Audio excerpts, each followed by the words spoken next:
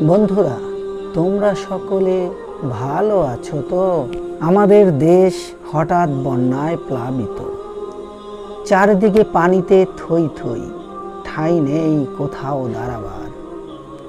রব্বুল আলামিন যেন সবাইকে রক্ষা করে। আসসালামু আলাইকুম রাহমাতুল্লাহি ওয়া বারাকাতুহু। বন্ধুরা, চলে এলাম শুক্রবার 6টায় যথাসময়ে তোমাদের তরে। স্বাস্থ্যসম্মত একটি মজাদার রেসিপি নিয়ে। আজকের রেসিপি পোয়া মাছের চচ্চড়ি। তাহলে যেতে হবে রান্নাঘরে, চলো যাই একসাথে। 500 গ্রাম গুঁড়া মাছ ধৌত করে নিয়েছি। এই মাছগুলো একদম গুঁড়ো গুঁড়ো।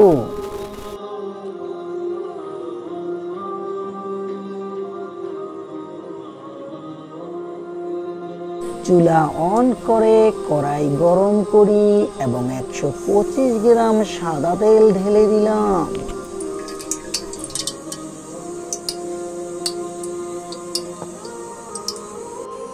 তেল গরম হলে তিনটি পেঁয়াজ কাটা ঢেলে নাড়তে থাকি।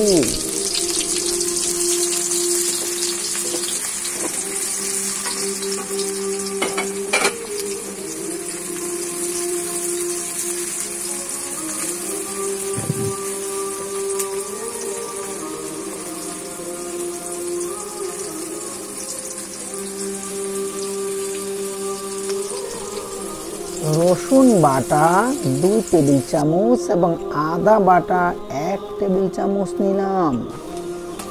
50% পেঁয়াজ ভাজা হলে রসুন ও আদা বাটা ঢেলে নাড়তে থাকি।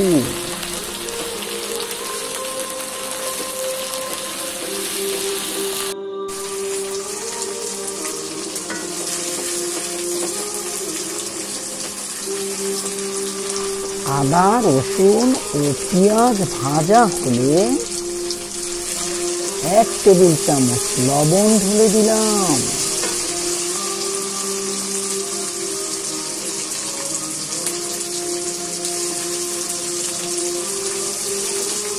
তারপর 1 টেবিল চামচ হলুদের গুঁড়ো ঢেলে দিলাম, সাথে একটু পানিও দিলাম।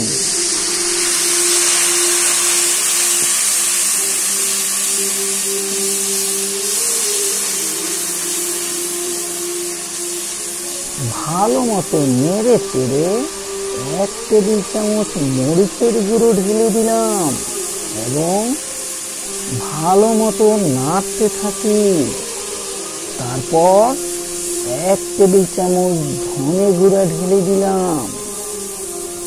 এখন আবারও কিছু পানি ঢেলে নাড়তে থাকি। 5 মিনিট ভালো মতো কষিয়ে নেব।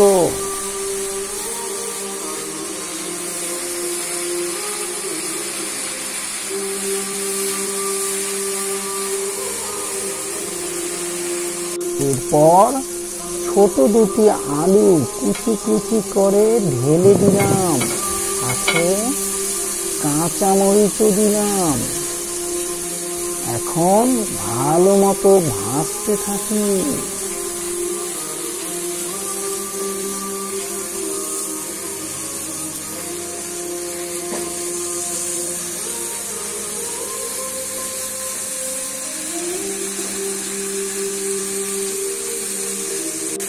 তিন মিনিট ভালো মতো ভেজে 1/2 কাপ পানি ঢেলে নাড়তে থাকি।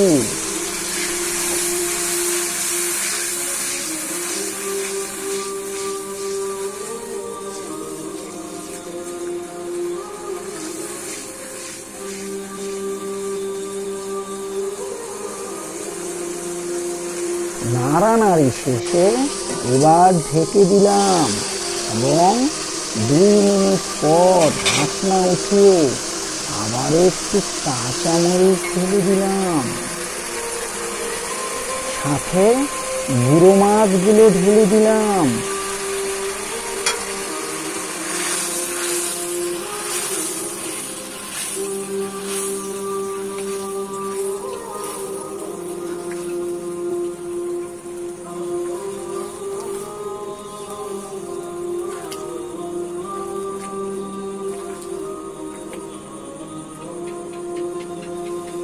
হালকা একটু নেড়ে চিড়ে ঢেকে দিব।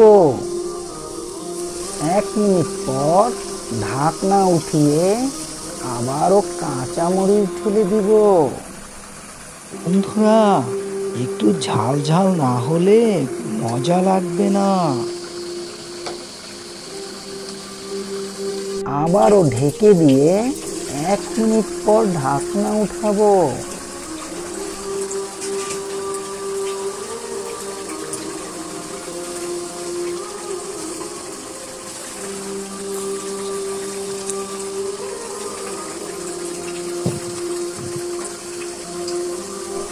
হালকা একটু নেড়ে আবারও ঢেকে দিব এবং 1 মিনিট পর ঢাকনা উঠিব। এখন দেখা যাচ্ছে পানি টেনে গেছে। তারপর ধনেপাতা ছিটিয়ে দিব। পানি শুকিয়ে তেল বের হচ্ছে।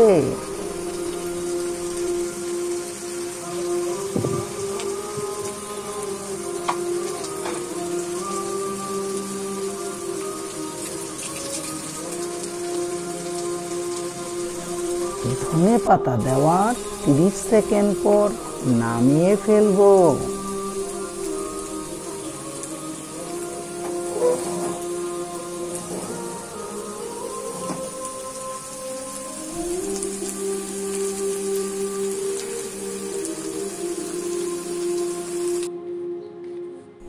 এখন তো পরিবেশনের পালা।